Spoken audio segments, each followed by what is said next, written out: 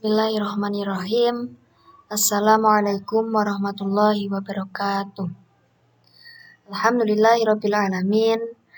Pada kesempatan kali ini, kami dari kelompok 12 membuat video ini guna memenuhi tugas UAS mata kuliah Tafsir Ahkam dengan muhadir Ustadz Farhi Asna LC, yang mana kita mengambil bab tentang sholat berjamaah.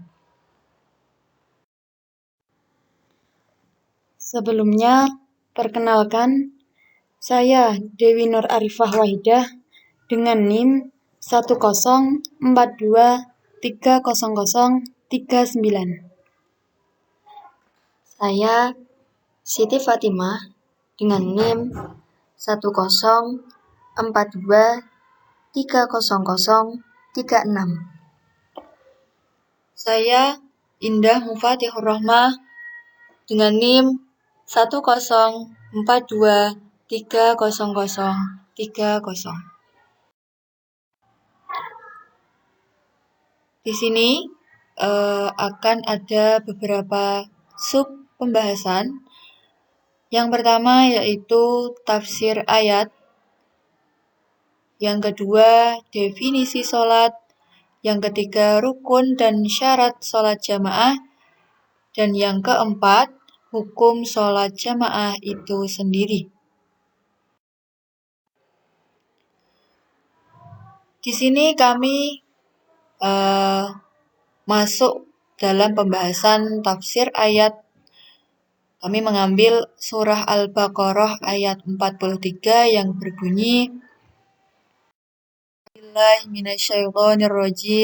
Bismillahirrahmanirrahim wa aqimus sholata wa atuz zakata warka'u ma'ar raki'in. Quran surah Al-Baqarah ayat 43, yang artinya laksanakanlah sholat, tunaikanlah zakat, dan rukuklah bersama orang-orang yang rukuk. Quran surah Al-Baqarah ayat 43.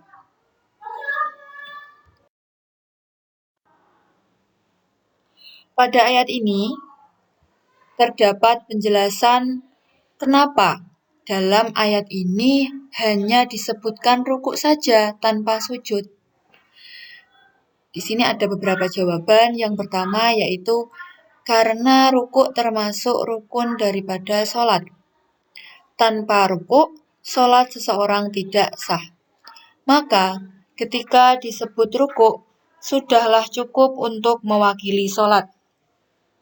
Yang kedua, sebagian ulama berpendapat bahwa sujud tidak disebut karena sholat yang dilakukan Bani Israel adalah sholat yang tidak ada sujudnya. Yang ketiga, sebagian lain mengatakan rahasia disebut rukuk saja karena rukuk adalah suatu gerakan sholat yang orang-orang jahiliyah pada waktu itu sangat berat melaksanakannya.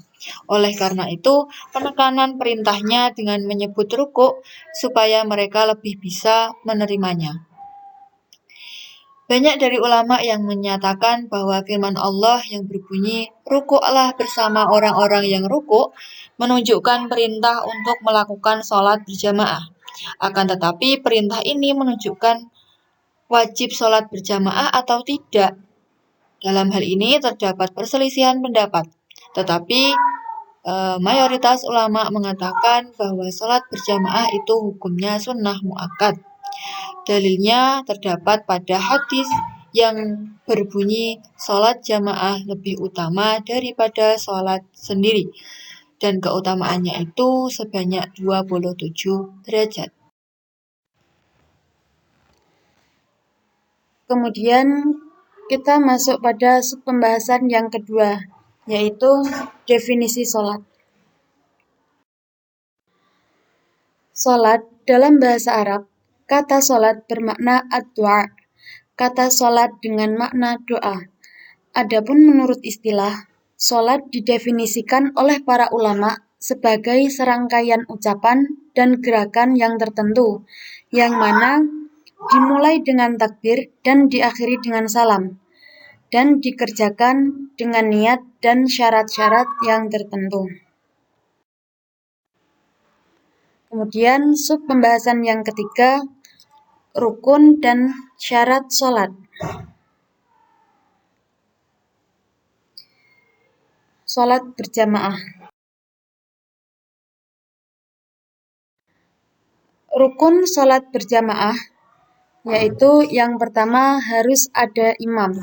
Ini tentunya sudah sangat mafhum ya, karena kalau sholat sendiri itu tidak dinamakan sholat berjamaah. Yang kedua, sholat berjamaah dalam satu majelis. Ketika sholat berbeda majelis itu tidak dinamakan sholat berjamaah. Contohnya, seorang imam sholat di masjid, kemudian makmumnya sholat di rumah, maka itu tidak dinamakan sholat berjamaah karena tidak dalam satu majelis. Kemudian yang nomor 3, sholat makmum harus sesuai dengan sholatnya imam. Kemudian syarat sholat berjamaah. Yang pertama, posisi makmum tidak boleh lebih maju dari imam. Mungkin ini sudah sangat mafhum sekali. Yang kedua, makmum harus mengetahui gerakan imam. Kemudian yang ketiga, tidak boleh ada penghalang antara imam dan makmum. Contoh penghalang diantaranya yaitu tembok.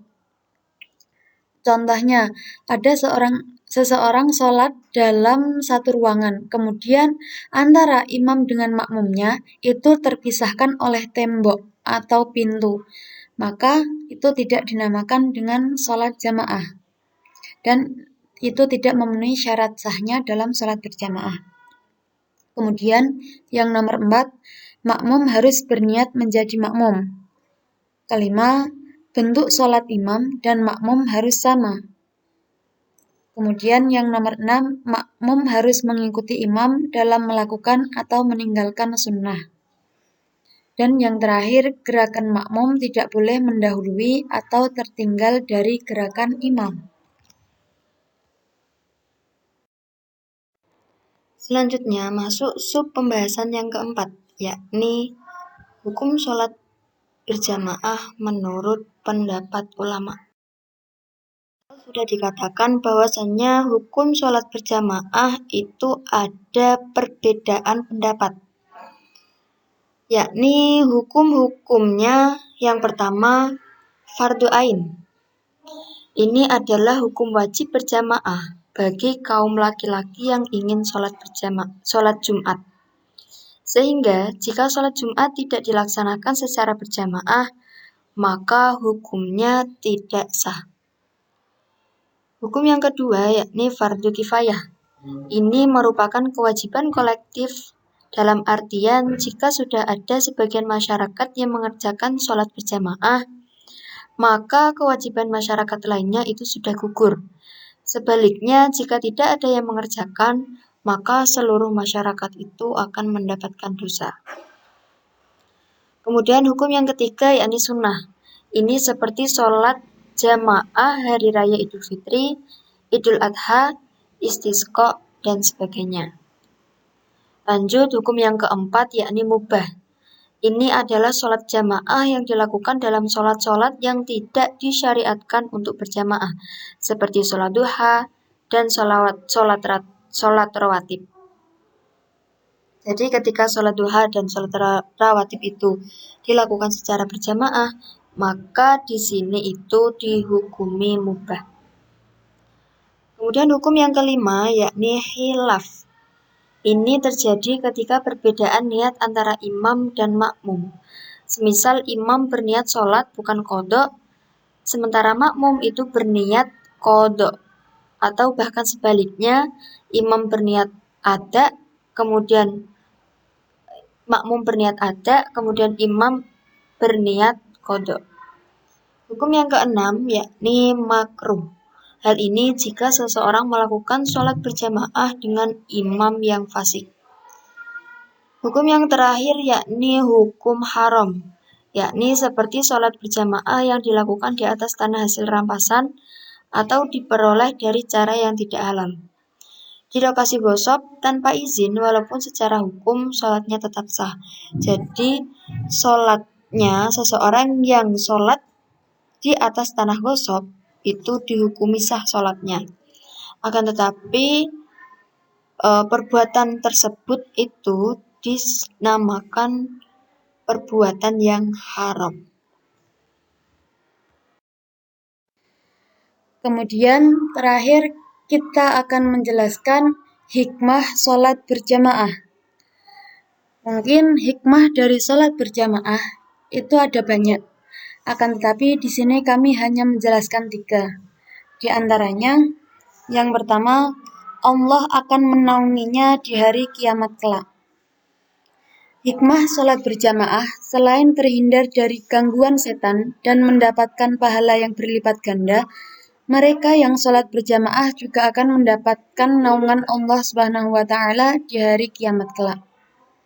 Sesuai dengan sabda Rasulullah Sallallahu Alaihi Wasallam, ada 7 golongan yang akan dinaungi oleh Allah di bawah naungannya pada hari yang tidak ada naungan kecuali naungannya, yaitu imam yang adil, pemuda yang tumbuh dalam beribadah kepada Rabb-nya, seseorang yang hatinya bergantung di masjid-masjid, 2 orang yang saling mencintai karena Allah, berkumpul dan berpisah karenanya, seseorang yang diinginkan atau berzina oleh wanita yang memiliki kedudukan dan kecantikan.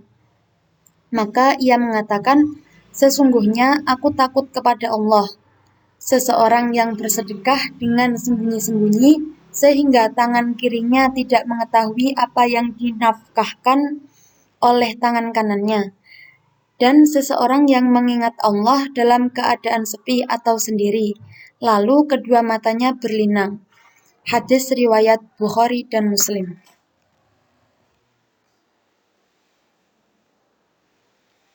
Hikmah sholat berjamaah yang kedua yaitu dihapuskan dosa dan diangkat derajatnya.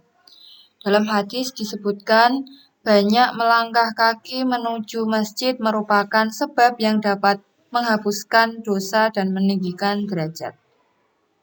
Di antaranya, riwayat Imam Muslim dari Abu Hurairah radhiyallahu anhu bahwasanya Rasulullah Shallallahu alaihi wasallam bersabda, "Maukah aku tunjukkan pada kalian amal yang dapat menghapus kesalahan-kesalahan dan meninggikan derajat?" Para sahabat berkata, "Iya wahai Rasulullah." Kemudian Rasulullah bersabda, menyempurnakan wudhu dalam kondisi sulit, banyak melangkah menuju masjid dan menunggu waktu sholat, yang demikian itu adalah jihad bagi kalian. Kemudian hikmah sholat berjamaah yang terakhir yakni terhindar dari sifat nifak. Sifat nifak itu sendiri merupakan salah satu sifat yang tercela, yang ditandai adanya perbedaan dari sikap yang ada di batin dengan yang dilahirkan. Adapun orang yang memiliki sifat ini disebut sebagai munafik. Nah, salah satu hikmah sholat berjamaah adalah dapat menghindarkan kita dari sifat yang sedemikian. Sebagaimana Rasul Shallallahu Alaihi Wasallam telah bersabda di dalam hadisnya, yang artinya, barang siapa yang ingin bertemu dengan Allah kelak dalam keadaan sebagai seorang muslim, maka hendaklah dia memelihara sholat setiap kali ia mendengar panggilan sholat. Sesungguhnya Allah telah mensyariatkan sunnanal huda atau jalan-jalan petunjuk, dan sesungguhnya sholat berjamaah merupakan sebagian dari sunnanil huda. Apabila kamu sholat sendirian di rumahmu, seperti kebiasaan sholat yang dilakukan oleh seorang mukallif atau orang yang meninggalkan sholat berjamaah ini, berarti kamu telah meninggalkan sunnah nabimu. Apabila kamu telah meninggalkan sunnah nabimu, berarti kamu telah tersesat. Tiada seorang pun yang bersuci atau berwudu dengan sebaik-baiknya. Kemudian dia pergi menuju salah satu masjid, melainkan Allah mencatat baginya untuk setiap langkah yang diayunkannya satu kebajikan, dan diangkat derajatnya 1 tingkat, dan dihapuskan baginya 1 dosa. Sesungguhnya kami berpendapat tiada seorang pun yang meninggalkan sholat berjamaah, melainkan seorang munafik yang jelas-jelas nifak. Dan sesungguhnya pada masa dahulu ada seorang pria yang datang untuk sholat berjamaah dengan dipapah oleh 2 orang laki-laki, sampai ia didirikan dalam barisan shaf sholat berjamaah. Hadis riwayat Muslim. Alhamdulillah, presentasi kita telah usai. Mungkin hanya itu yang bisa kami sampaikan. Semoga bermanfaat. Kurang lebihnya mohon maaf. Wassalamualaikum warahmatullahi wabarakatuh.